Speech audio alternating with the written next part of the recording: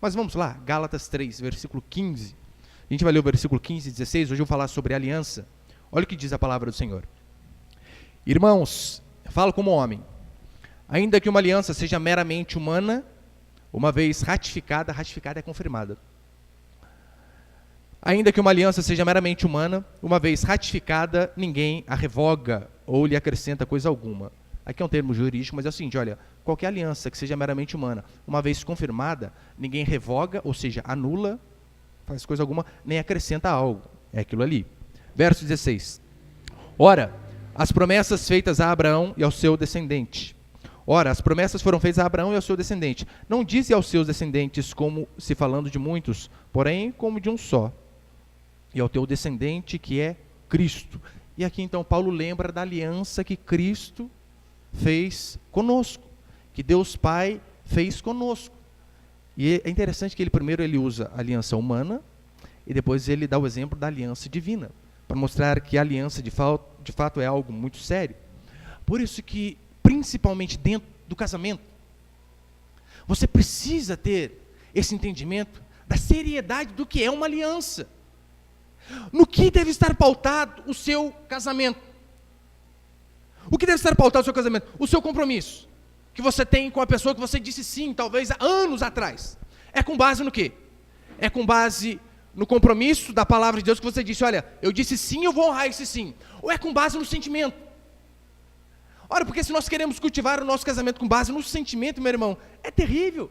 Nos dias de angústia, de crise, o que mantém de fato o nosso casamento de pé não é o sentimento que tínhamos lá quando éramos apaixonados há 10 mil anos atrás, mas não, é o compromisso, é a aliança. Por isso a aliança é algo importantíssimo, porque você sabe, nos dias de crise, os sentimentos não são de paixão que afloram na pele, muito pelo contrário, são os piores possíveis.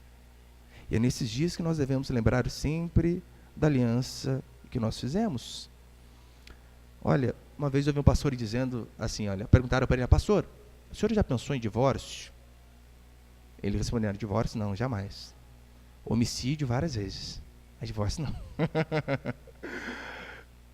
Eu tenho que tomar cuidado com essas palavras, que normalmente já me chamaram de pastor homicida, né? Mas qual que é o sentido? É óbvio que ele quis dizer isso. Divórcio não, mas homicídio várias vezes. Meu irmão, quem nunca teve vontade de estrangular o dito cujo que fica deitado do seu lado? Quantas mulheres nunca passou pela mente, ai, se eu fosse mais forte que esse infeliz, eu arrebentava com ele.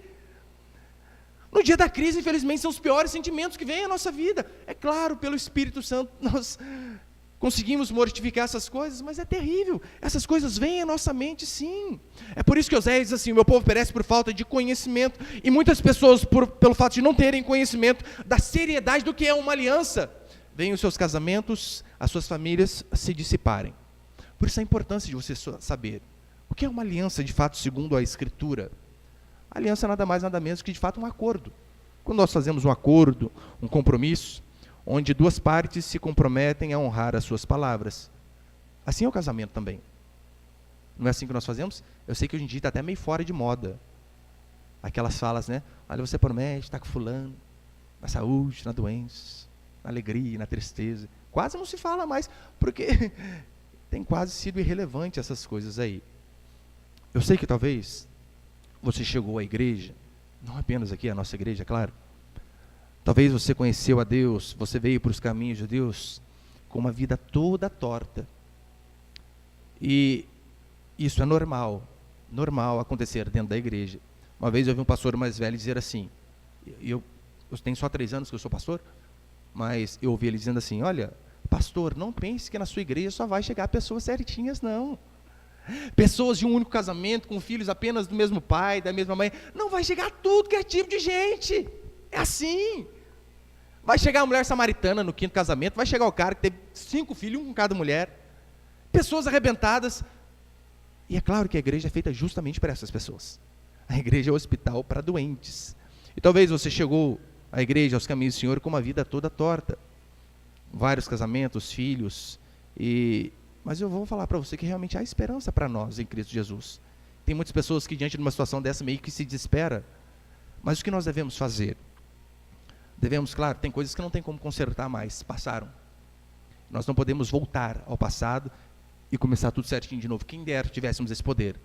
Eu queria voltar 15 anos atrás, apagar algumas páginas da minha vida. Infelizmente, não é possível. Há coisas que não dá mais para consertar.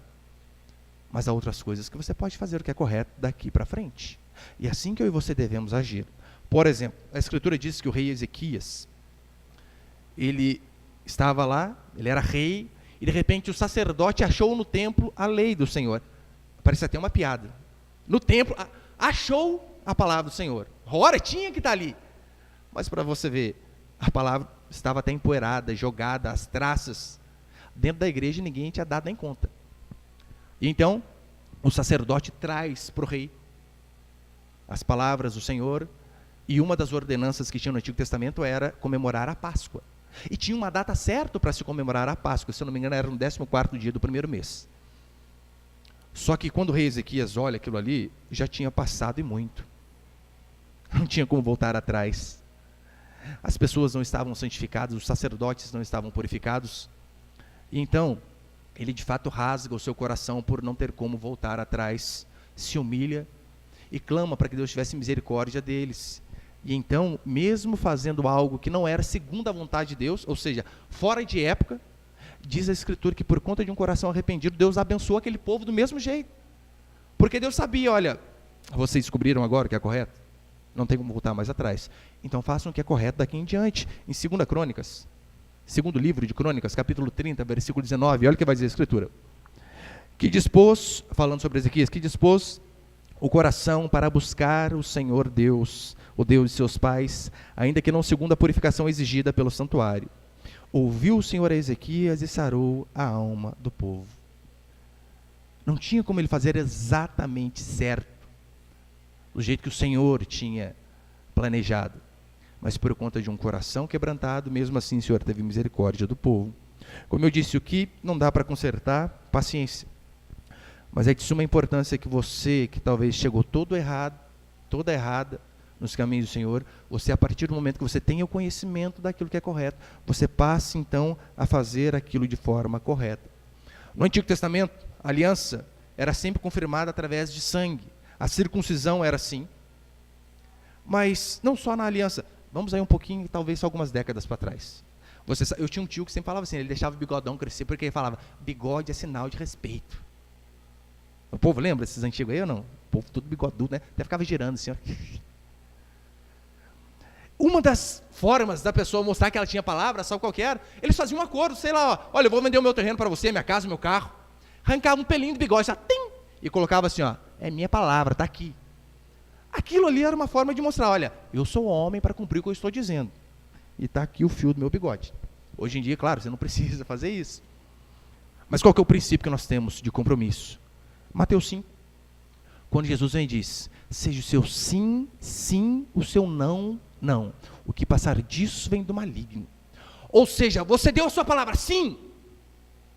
Por que ele diz sim, sim? Porque se você deu a sua palavra sim, que você iria fazer algo, você se comprometeu com algo, se você falou sim, também tem que ser sim na hora de cumprir. Se você falou não, também é não na hora de cumprir. É assim que eu e você devemos fazer. E Tiago também diz a mesma coisa, seja o seu sim, sim, o seu não, não, para vocês não entrarem em juízo. Ou seja, hoje em dia, em se tratando de cristãos assim como nós, apenas a nossa palavra tem que ser o suficiente. Meu irmão, você falou, olha, eu vou à sua casa, vá. O Laércio é testemunha. Esse dia eu fui visitar um rapaz lá com ele, que ligou para a gente através da rádio. E eu lembro que ele ligou, passou uns 2 dias, eu fui lá. Nunca tinha colocado pé na igreja. E o cara, ranzinza, nossa, pensa no cara que põe defeito em tudo. Eu cheguei lá, a primeira coisa que ele falou, ainda bem que veio, hein? Senão vai ser mais um que fala que vem e nunca vem. Eu falei, ufa, graças a Deus eu fui. Mas é assim. Eu e você temos que ter palavra. Eu vou à sua casa, fulano. Falou que vai? Vai. Vou te dar algo, vou te comprar algo, vou fazer isso aqui. Faça. Seja o seu sim, sim, e o seu não, não. É mais ou menos o seguinte, imagina um contrato, não sei se você já fez contrato de alguma coisa, seja de locação, de venda. No contrato não tem ali algumas cláusulas. Assim é o compromisso. Se você descumpre um contrato, o que acontece, meu irmão? É multa. Agora, por que nós às vezes esquecemos de dar valor à nossa palavra? Falamos simplesmente o sim da boca para fora e nem nos importamos em cumprir aquilo que nós dissemos que faríamos. Devemos ser homens e mulheres de palavra, porque se eu e você quebramos uma aliança, por mais que seja divina, pode ter certeza, é prejuízo para nós. É prejuízo. Você dar a sua palavra e voltar atrás é prejuízo. Ainda que talvez você possa pensar assim, pastor, mas eu falei, puxa, mas depois que eu vi que eu ia sair perdendo. O problema é seu. A palavra tem que permanecer, ainda que tenhamos prejuízo. A nossa palavra é mais importante. Deus instituiu o casamento, e em Mateus 19 ele diz assim, o que Deus ajuntou não separe o homem. Então você tem que sempre lembrar, casamento também é uma aliança importantíssima. Não é apenas até que a celulite o separe, até que a idade o separe, mas se você deu a sua palavra, fez o seu compromisso de até que a morte o separe, e até que a morte o separe. Eu quero passar só 3 princípios. O primeiro princípio, a base de um casamento é a aliança, e não a paixão. A base de um casamento, pode ter certeza, necessita ser o compromisso. Porque, meu irmão, paixão é algo maravilhoso. Se você já foi apaixonado, você sabe, ai meu Deus, cada 10 palavras que você fala, 11 é o nome do fulano, não é? Ai, até sonha, escorre até baba, ai meu amor, minha vida, não vê defeito nenhum.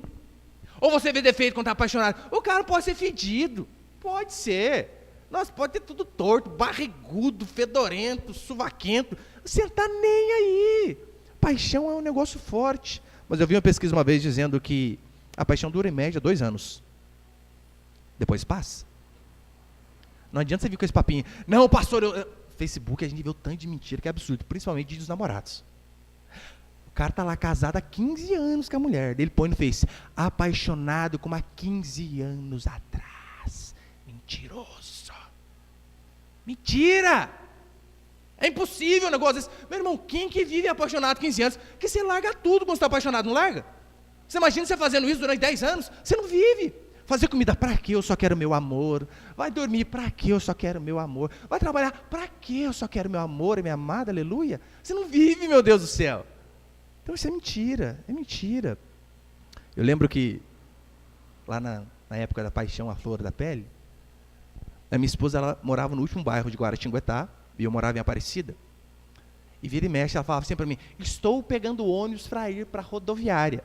Meu irmão, ela nem desligava, colocava no ganchinho o negócio, pegava a bicicleta, atravessava a cidade inteira. Chegava lá primeiro que ela. Colocava ela na bicicletinha, pesada, mas nunca. Era subida. Quando não aguentava mesmo, eu saía da bicicleta, me empurrava, ela sentava. Falei, você vai só na bicicleta, não vai andar a pé. Isso que é paixão, hein? Pergunta se continua assim. É ruim, hein? As coisas mudam. Não adianta, a paixão passa. É por isso que nas Escrituras, o amor raramente se refere a sentimentos. Esse algo hollywoodiano. Mas é sempre provado através de atitudes. A maior prova de amor que a Bíblia declara, João 3,16.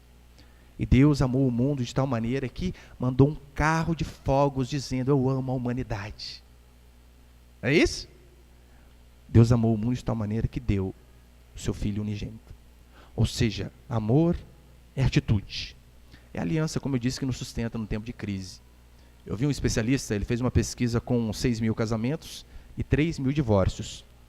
Sabe qual foi a conclusão que ele chegou? Ele disse assim, talvez a coisa mais importante no casamento seja a determinação de que ele vai perdurar até que a morte o separe. O que é a coisa mais importante de um casamento? 9.000 relacionamentos. Qual é a coisa mais importante? A determinação de que ele vai perdurar até que a morte o separe. É o compromisso. É por isso, meu irmão, que você que é casado, não deve haver a palavra divórcio no seu vocabulário. É claro, né? Raríssimas exceções, eu vou explicar mais aqui à frente. Mas do contrário, não se deve falar nem de brincadeira. Hoje em dia, já percebeu? Daí está lá a casa. É a primeira briguinha. A moça quer pegar as coisas e voltar para casa da mamãe. Quer ver birrinha. E faz trouxinha, parece o Chaves saindo com o bambuzinho e trouxinha amarrada. Vou voltar para a mamãe. Ah, pelo amor de Deus, isso é coisa de menina. E é claro, muitos homens fazem isso também, que na verdade parecem mais moleques. Ai, meu Deus, eu vou lugar do meu pai, que lá era assim, era assim. Minha mãe fazia comida direito. No comecinho é dose, mulher demora para aprender a fazer comida. Mas depois acerta, espero que acerte. Mas o compromisso fica onde? Por isso não devemos cogitar essa possibilidade de se separar, porque quando você, meu irmão, não tem um plano B, lembra a entrevista do Bolsonaro no Jornal Nacional? Foi interessante, que ele também tem outro casamento e o William Bonner também. Aquela uma que ele deu nele foi espetacular. Olha, quando nós casamos, nós não pensamos num plano B. Acabou com o William Bonner. Mas é assim. Quando você casa assim, olha, eu vou casar até que a morte separe, mas ó, aquela ali é a segunda opção, largou eu. Tem a outra. Você não pensa em plano B, só tem o plano A. Se você de fato não tem plano B, meu irmão, só resta uma alternativa quando a crise vem. Consertar, sentar, conversar e resolver. No dia da nossa crise com Deus, meu irmão, no dia dos nossos pecados, das nossas falhas, você imagine se Deus agisse como muitos agem. No dia que nós pecamos, no dia que nós erramos, o que Deus faz com a aliança que Ele tem conosco? Ah, rapaz, você errou, é? Da borracha celestial que vou apagar você do livro da vida. Deus faz isso com a gente? Graças a Deus não. Graças a Ele não. Ainda bem que não. Agora, se Deus, quando nós erramos, não nos apaga do livro da vida, por quê? Você vai riscar o nome do seu cônjuge do livro do cartório da vida, dizendo que não quero mais, acabou.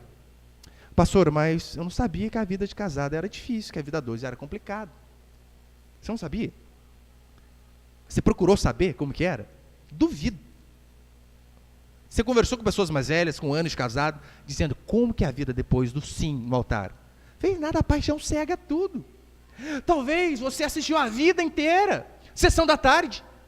Daí você pensa o quê? Olha, isso aqui que é casamento, isso aqui que é vida. Ou você se espelha no Facebook. Você já viu, negócio mentiroso, é o Facebook. Você já viu pessoas postando foto de crise conjugal no Facebook? Não, só posta foto em loves. Não posta o dia a dia. Lava a casa, cuida de criança, faz comida, limpa o fogão. Não tem. Parece que isso aí é uma vida à parte, só para quem não tem Facebook. Quem tem é impressionante. Eu falo para você aqui, eu também não ponho essas coisas, é óbvio, né? Você acha que o dia que eu estou triste, eu escrevo lá para minha esposa, se sentindo magoado. Não põe, não. No que você espelhou a sua vida, meu irmão? O casamento? Em filmes? É por isso que talvez você se decepciona. É por isso que é importantíssimo, antes, meu irmão, de você ir para o altar, você tem que orar muito. Porque depois o negócio fica difícil, claro que fica difícil. Antes de casar, você deve fazer o quê? Abrir bem os olhos. Analisa, você faz um raio-x ali, ó, do futuro pretendente, ou da pretendente. Analisa tudo como que é, como que não é, o que gosta, o que não gosta. Conversa muito, abra bem os olhos. Falou sim, fecha o olho. Esquece os defeitos. Ai, pastor, eu não sabia que ele rotava, peidava debaixo do cobertor. Terrível. Eu não sabia que ele fazia isso. Ué, agora aguenta? Pastor, uma vez o irmão falou para mim, tinha uma visão terrível que eu nem sabia que mulher fazia o dois. Cheguei lá em casa, nossa, estava aberta a porta do banheiro, mas deu um negócio ruim em mim, pastor. Porque que eu saiba também, acho que não faz, né, o dois, né? Só homem que faz. Fazer o quê, meu irmão? Casou, esquece. Aí tem que aguentar o negócio, é fedido que só vendo. Pior que de homem. Abra bem os olhos. Depois, fecha. É por isso que é importante você não casar para ser feliz. Esse é o grande erro das pessoas. As pessoas querem se realizar no casamento. Elas colocam como um grande objetivo da vida casar para quê? Para ser feliz. Primeiro que você já percebe que é um objetivo mesquinho e egoísta. Ou seja, pensando apenas em si. Eu quero ser feliz. Não, não é assim. Não deve ser esse o objetivo do casamento. O objetivo do casamento não é você casar para ser feliz, mas sim casar para fazer o outro feliz. Meu irmão, se você vai para o casamento com esse objetivo, de querer ver a felicidade do cônjuge, é bem provável que você seja muito feliz. Porque Normalmente é assim que acontece. Você tanto quer o bem para o outro, tanto faz o bem para o outro, que ainda que o outro seja duro de coração, ele retribui. Mas ainda que não venha retribuir, o grande objetivo deve ser casar para fazer o outro feliz. Não se case para se sentir realizado, para se sentir servido, mas case com o objetivo de realizar todos os sonhos do seu marido, da sua esposa, do seu cônjuge. Isso, pode ter certeza, fará o seu casamento muito melhor. Portanto, a aliança é uma coisa séria. Não é coisa para menino, não é coisa para menina, mas é uma coisa para homens e mulheres de verdade. Segundo princípio, quebra de aliança implica em maldição. Quebra de aliança implica em maldição. Põe, por favor, Eclesiastes e Jeremias. Eclesiastes 5:5, a Escritura diz assim: melhor é que não votes do que votes e não cumpras. Não faça compromisso. É melhor do que fazer um compromisso e não cumprir. Jeremias 34, Jeremias diz assim: farei aos homens que transgredirem a minha aliança e não cumpriram as palavras da aliança que fizeram perante mim, como eles fizeram com o bezerro que dividiram em duas partes, passando eles pelo meio das duas porções. Aqui Jeremias está citando a aliança que Deus fez com Abraão. E quando Deus fez aquela aliança com Abraão, olha, Abraão, você vai ser meu povo, essa aliança que eu faço contigo, e Abraão seria filho de Deus e toda a sua descendência. O que Deus pediu? Pega aí os bezerrinhos, pega os cordeirinhos aí, parte eles no meio, ao meio, e passeia entre eles ali, sangue e morte, para selar um pacto. O que Jeremias está dizendo que Deus disse é o seguinte: olha, aqueles que quebrarem a aliança, eu vou fazer assim como eu fiz com esses cordeiros, com esses bezerros. Vou fazer o quê? Vou partir ao meio, vou rachar ao meio, literalmente. Por isso que no casamento, quando uma aliança é desfeita, não é apenas um anel que sai do dedo. Não é. Mas os corações são quebrados ao meio também. Seja de quem está se separando, e seja das pessoas que se importam com essas pessoas também, porque a família sofre. Se há filhos, ainda muito mais. Não é apenas os cônjuges que estão separando que vão sofrer, não. Filhos sofrem muito mais. Que convenhamos. Qual filho em sã consciência gosta de passar um dia com o pai e um dia com a mãe? Não gosta, preferia 1000 vezes os dois juntos. Uma vez eu vi um estudo dizendo que a maior dor do ser humano é a perda de um filho. E realmente deve ser algo terrível, terrível. Que Deus nos dê a graça de não passar por isso. Mas sabe o que vem em segundo lugar? Divórcio. Depois da perda de um filho, divórcio. Esse mesmo estudo apontava que 90% das crianças que dão trabalho na escola são filhos de pais divorciados. Dos rebeldes, dos problemáticos. É claro, tem sempre as exceções, Deus é misericordioso, mas via de regra, olha, eu tinha um rapaz que eu andava de skate com ele, o cara era muito doido. Você tem uma ideia, sabe aqueles relógios que vai à parede, tipo um prato da Marabras, Zezé de Camargo e Luciano lá, que você compra e ganha? Ele colocava pulseira naquela época para a escola. Aquele chapéu mexicano que dá uma volta, parece 1,5 metro de diâmetro de chapéu, ele ia com aquilo lá, só para chamar atenção. Daí depois que eu fui ver a família dele toda desmantelada, pai, não sei nem se sabia quem era o pai. Olha como que essas coisas afetam em muitos. Além disso, olha o alto índice de pessoas abusadas por pessoas próximas, em se tratando de padrasto ainda, misericórdia, hein? Eu sei que normalmente nos contos de fada, igual ontem, estava lendo Cinderela com meu filho, explicando para ele as coisas da madrasta e tal, e um monte de coisa. Mas via de regra, os padrastos são piores. Porque os casos de abuso, eu já ouvi um tanto de casos desse. Um tanto de casos. Tudo por pessoas próximas. Pessoas de dentro da própria casa, infelizmente. A Escritura diz que Saul quebrou uma aliança uma vez com os gibeonitas. Sabe o que aconteceu? Os seus descendentes colheram o fruto da quebra de aliança dele. O pai lá quebrou a aliança. Quem que acabou colhendo os frutos? Os filhos. Olha, eu sei que talvez você pode dizer assim, pastor, mas eu não sou mais feliz ao lado dela. Eu não sou mais feliz ao lado dele. Frases que eu já ouvi constantemente. E a minha felicidade fica onde? Uma vez, fui conversar com uma moça, e a filhinha dela, acho que de 5 anos, estava deitadinha dormindo, assim, 4 anos, bebezinho ainda, pequenininho. 4, 5 anos. A vida inteira de igreja. E ela me disse assim, pastor, mas não tem como eu ficar mais com ele. Eu falei, por quê? Te traiu? Não. Por quê?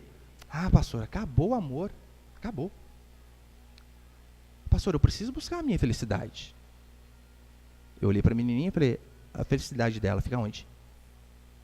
Você não acha que você está pensando só em você? Não, mas e eu? Não, e ela? Não é importante, às vezes, deixarmos de sermos egoístas e pensarmos também no outro?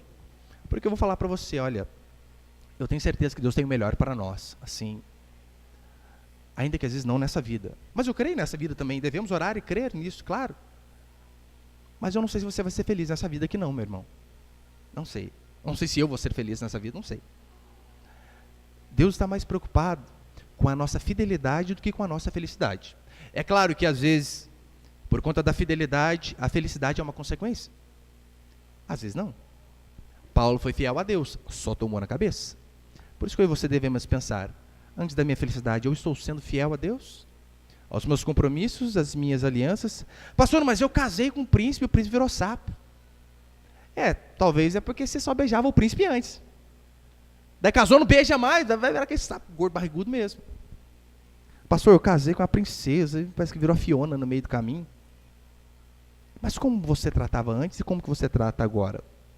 Daí está lá, não adianta o homem. Às vezes está 15 anos com a esposa. E o homem tem que ser o provedor da casa, trazer o sustento. Daí o que ele traz? Batata frita, refrigerante, a vida inteira. Ainda manda uns 4, 5 filhos na mulher. E quer que ela cabe no manequim 38 que cabia quando eles namoravam. De que jeito, meu Deus do céu? Não dá. Não dá. Ou a mulher também, é claro, né?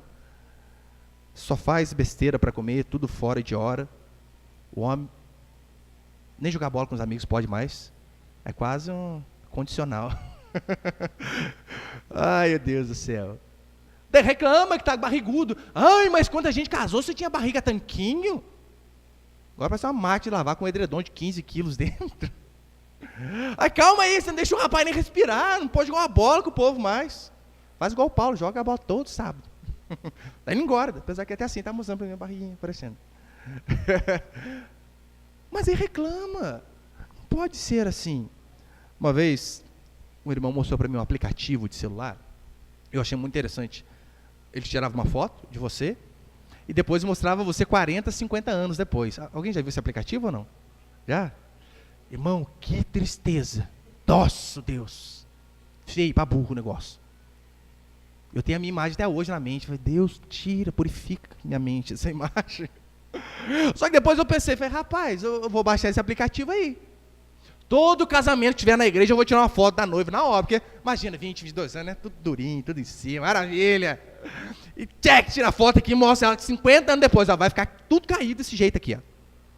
Quer? Tem que a morte separe? Então tá aí, é claro, né? Fazer o inverso também. Você precisa saber que compromisso é compromisso. O povo de Israel estava sofrendo horrores determinada vez. Então eles perguntaram ao Senhor, por quê? Por que sofrimento? Por que angústia? Por que os povos externos vêm nos subjugar? Daí Malaquias 2, 13 e 14, ele responde. Ainda fazeis isto, cobris o altar do Senhor de lágrimas, de choro e de gemido, de sorte que ele já não olha para a oferta. Olha que interessante, né? Ora, chora, geme. Nem aceita com o prazer da vossa mão. E perguntais, por quê? E a resposta, porque o Senhor foi testemunha da aliança entre ti e a mulher da tua mocidade, com a qual tu foste desleal, sendo ela tua companheira e mulher da tua aliança. O povo ali chorava, clamava, buscava a Deus. E eles perguntam, mas por que o Senhor não os ouve? Daí ele diz, porque você foi infiel.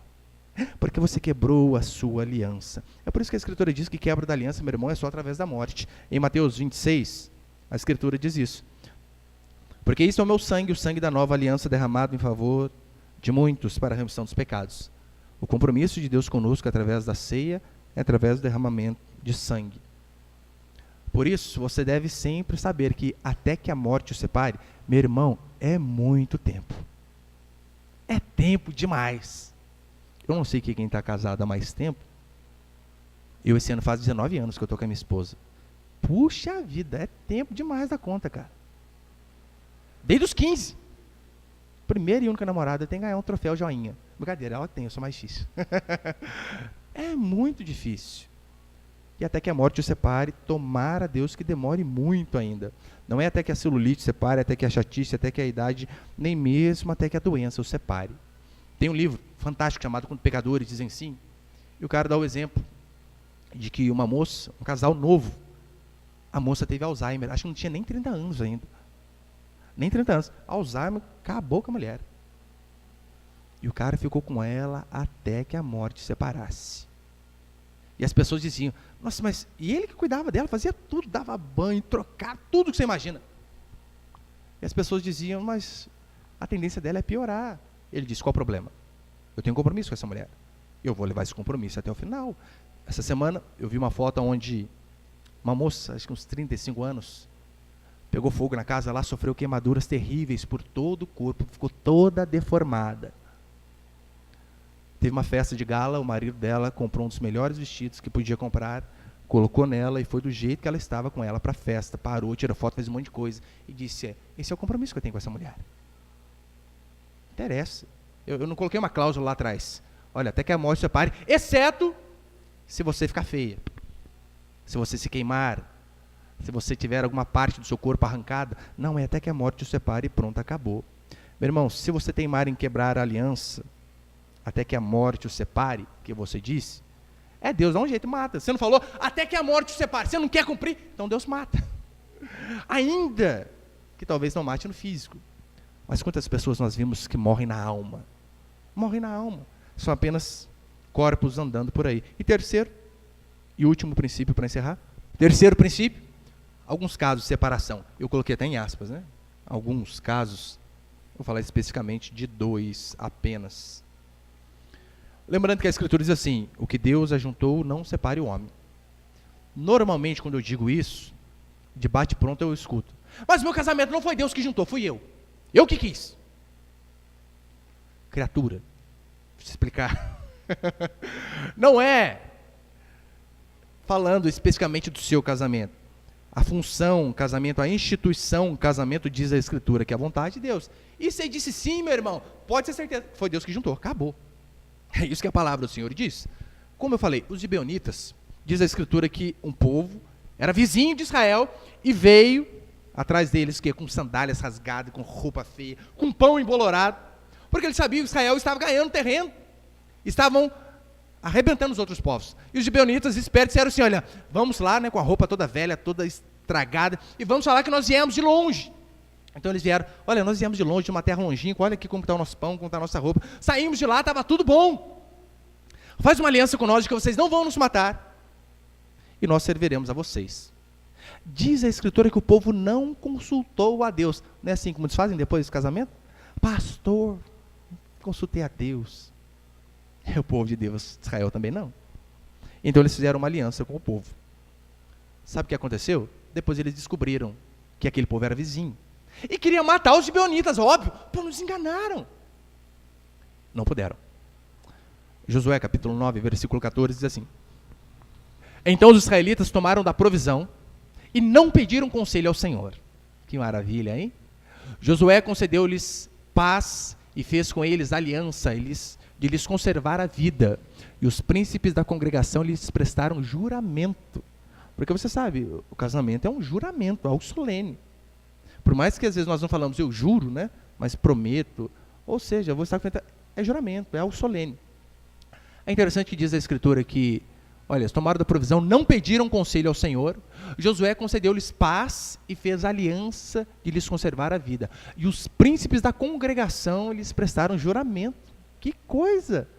Não só o líder Josué, não, a liderança também, não, é verdade, vamos fazer compromisso com esse povo. Nós juramos que não vamos matar. Mas no versículo 19 e 20, olha o que diz. Então, todos os príncipes disseram a toda a congregação, nós lhe juramos pelo Senhor Deus de Israel, por isso não podemos tocar-lhes. Isto, porém, lhe faremos, conservar-lhe-emos a vida, para que não haja grande ira sobre nós, por causa do juramento que já fizemos. Ou seja, eles descobriram que foram enganados, mas aí disseram, agora já era. Nós não fizemos compromisso, vamos ter que manter esse povo vivo. Haja vista que Saul, anos mais tarde, mata os gibeonitas. E o que acontece? Desgraça sobre ele e sobre a sua família. Em Mateus 19, os fariseus eles vêm e dizem para Jesus, é lícito repudiar a mulher? Qual que era o contexto ali? Aqueles religiosos separavam por qualquer motivo, qualquer coisinha. Na lei tinha os casos que podia separar. Mas eles separavam por qualquer coisa. Por exemplo, queimou o feijão. Ah, isso aí é inadmissível. Queimou o feijão, pega a carta de divórcio, nota de rodapé. Péssima cozinheira. Não quero mais. Pega a outra mais nova. Era qualquer motivo que eles faziam isso daí. E Jesus então vem explicar. Talvez hoje as pessoas não dão esse motivo. Ai, cozinha mal.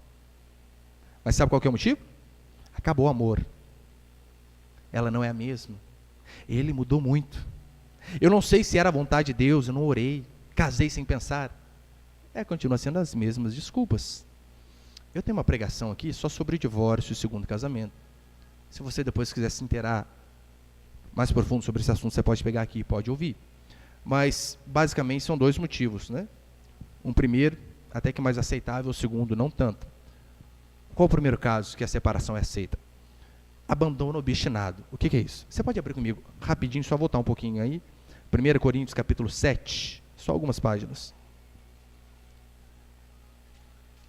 Os dois casos que nós vemos que ainda é possível a separação. Primeiro, abandono. Primeira carta de Paulo aos Coríntios, capítulo 7, versículo 10 até o 16.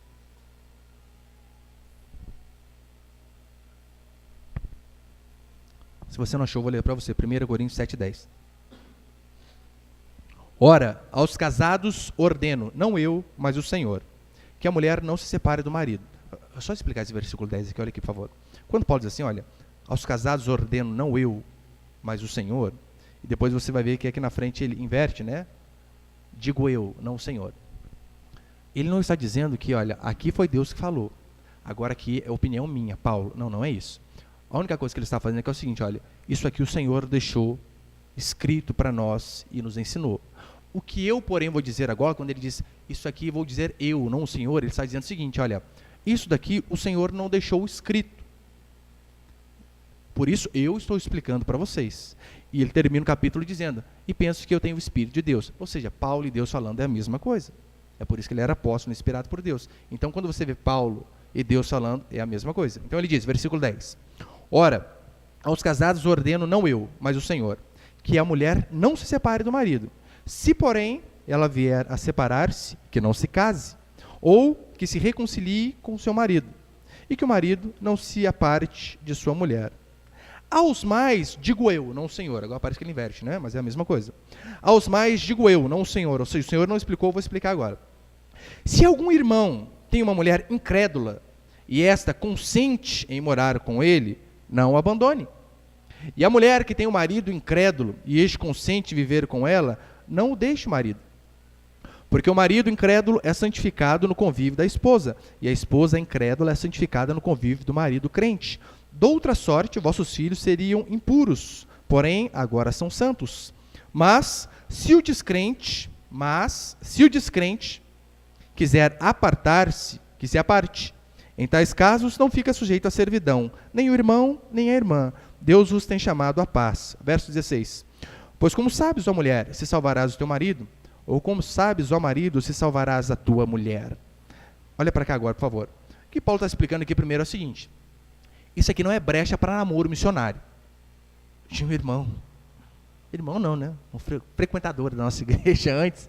É impressionante, o cara era um missionário, que eu só trazia mulher para a igreja, namorada. Toda vez, eu falei, mas você é evangelista? Para com isso, cara. Isso aqui não é brecha para namoro missionário, né? Para você ir procurar lá fora, achar uma no mundo e trazer para dentro da igreja. Claro que não. O que Paulo está fazendo aqui, ele está contemplando de fato uma situação já existente. Em que sentido? Pega um casal de ímpio, marido e mulher. Um converte. O que vai acontecer dentro de casa? O pau vai quebrar. Vai quebrar. Pode ter certeza. Se um conversa, nossa, pau quebra. Paulo está dizendo assim, olha, nesse caso, se um converte e o outro não, ele diz assim, se a esposa não converteu, se ela quiser ir embora, você pode deixar. Mas se ela quiser ficar com você, fica com ela. Sendo casado. Um converteu e o outro não. Continua. Mesma coisa o marido. A esposa converte, o marido não. O cara vira o Chuck dentro de casa. Diz a escritura aqui, se mesmo assim ele não vê problema em você ir à igreja, não, pode ir à igreja, não tem problema não, pode fazer as coisas lá, pode, não quero separar, quero ficar com você, mesmo ser crente ou não. Vocês já eram casados. a Escritura diz que não se aparte. Agora, se porém ele quiser ir embora, se quiser deixar também pode. É claro, né? Você não vai arrumar todos os pretextos possíveis para picar a mula. Isso não, claro, não deve fazer isso. Foi o que aconteceu comigo. A minha esposa foi para a igreja primeiro que eu. E eu virei o demônio nível hard dentro de casa. Pensa no Chuck misturado com Fred Krueger. Era terrível. Terrível. Só que eu falava para ela, não, mas pode ir, não tem problema não. Pode que os crentes lá eu não ligam. Aqui em casa, né, resolve as coisas. Não batia nela, essas coisas nada, né? Continuei. Graças a Deus o Senhor teve misericórdia da minha vida e me converteu também. Agora a Bíblia diz, se eu quisesse ir embora, ela falava, você quer ir? Pode ir. Não tem problema, nesse caso. Mas abandono não é apenas isso, quando o incrédulo decide ir. Talvez um dos maiores casos de abandono, e essa semana eu tratava com um caso desse, seja de agressão dentro de casa. Terrível. Uma mulher me dizia que, pastor, meu marido me agride constantemente. E ela é crente, ele não. Constantemente eu sou agredido, é quase que por esporte. Não tem nada para fazer. Pá! Colava a mulher. Pastor, o que eu faço? Alguns diriam, aguenta a hora para ele converter. Não é isso que a Bíblia diz, não. Falei, irmã, já ouviu falar de boletim de ocorrência? Pastor, eu fiz uma vez. Faça vários. Vários. Vá à delegacia. Departe. Saia da sua casa. Não fique debaixo do mesmo teto que ele. Você está oferecendo risco à vida dela. Nesse caso, não deve... Pastor, mas ele não me abandonou. Quer um abandono maior do que esse? Batendo todo dia? Não. Mas o segundo caso, a Bíblia diz, em Mateus 19, é no caso de adultério também, né? Então, o primeiro caso, abandono. Segundo, adultério. Mateus 19, a Escritura diz assim, replicaram, por que mandou então Moisés dar carta de divórcio e repudiar? Talvez foi a pergunta mais inteligente que os fariseus fizeram. Senhor, pode separar? Jesus, não pode. O Criador fez homem e mulher e acabou. E eles citam a Escritura. Ah, mas e Moisés? Hein, Jesus? E aí? O que o senhor tem a dizer? Espertinho, povo. Replicaram-lhe, por que mandou então Moisés dar carta de divórcio e repudiar? Respondeu-lhe Jesus, por causa da dureza do vosso coração é que Moisés vos permitiu repudiar a vossa mulher. Entretanto, não foi assim desde o princípio. Eu, porém, vos digo, quem repudiar a sua mulher, não sendo por causa de relações sexuais ilícitas, eu sei que se você for no original aqui, relações sexuais ilícitas é a porneia, de onde vem a nossa palavra pornografia, e pode ser vários tipos de relacionamentos errados, desde zoofilia, pedofilia, mas no contexto aqui, e adultério também, é claro, o contexto, é claro, se aplica a adultério, então por isso que nós dizemos que aqui é adultério. Quem repudiar a sua mulher, não sendo por causa de relações sexuais ilícitas, e casar com outra, comete adultério. E o que casar com a repudiada, também comete adultério. Pastor, Deus permite o divórcio? Raríssimas exceções, sim. Mas ele jamais aprova o divórcio. Uma coisa é permitir, outra coisa é aprovar. Malaquias 2,16, olha que interessante que a Escritura diz. Porque o Senhor, Deus de Israel, diz que odeia o repúdio. Dura a palavra, hein? Odeia o divórcio, o repúdio, a separação. Porque o Senhor, Deus de Israel, diz que odeia o repúdio, e também aquele que cobre de violência suas vestes, diz o Senhor dos Exércitos. Portanto, cuidai de vós mesmos e não sejais infiéis. Como eu disse, Deus, em algumas situações, ele até permite o divórcio. Aprovar jamais. Por que Deus permite? Foi o que Jesus disse. Por conta da dureza de coração. Mas ainda esse ainda não é o melhor caminho. O ideal é que, de fato, haja perdão. Porque senão nós vamos fazer do divórcio uma regra, e divórcio não é regra. Divórcio é misericórdia. É por isso que o primeiro é até aceitável, né? Abandono, agressão.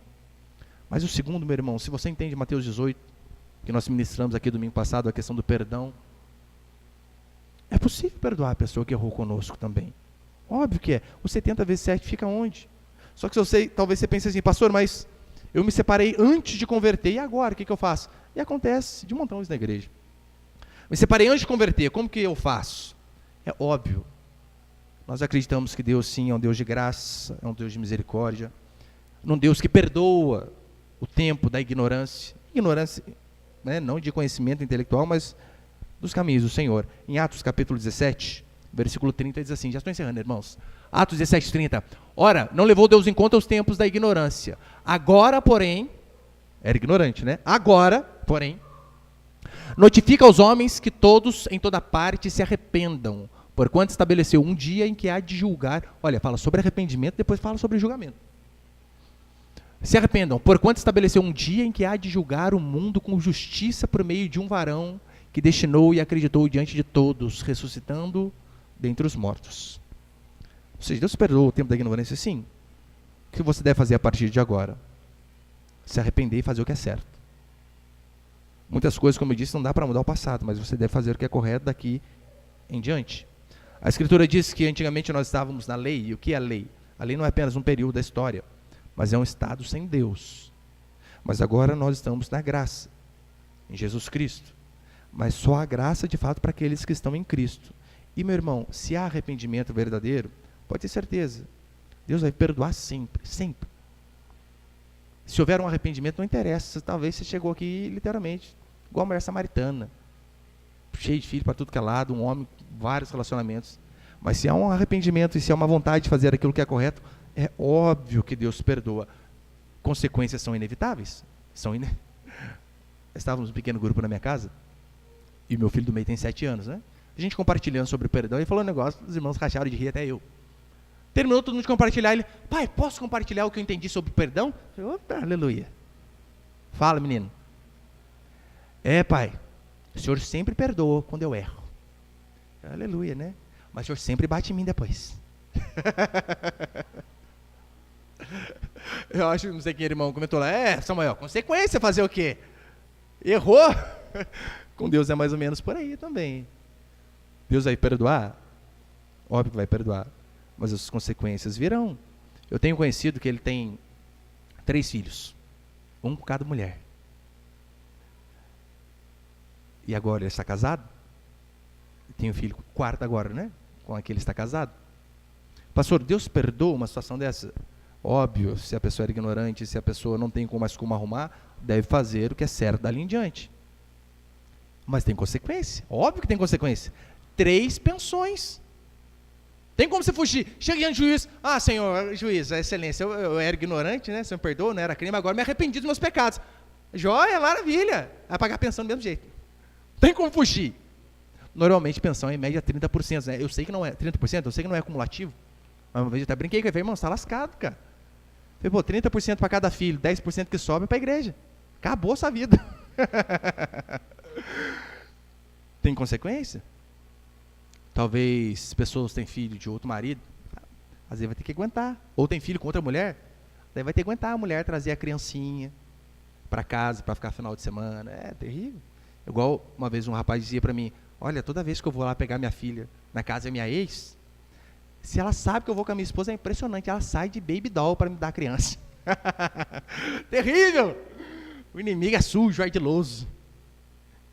Consequência. Mas é óbvio que Deus perdoa, como diz a palavra do Senhor, né? Aquele que está em Cristo é nova criatura. As coisas velhas já passaram, eis que tudo se fez novo. E se nós tivermos um coração arrependido, pode ter certeza, a misericórdia do Senhor também será sobre nossas vidas. Incomparável.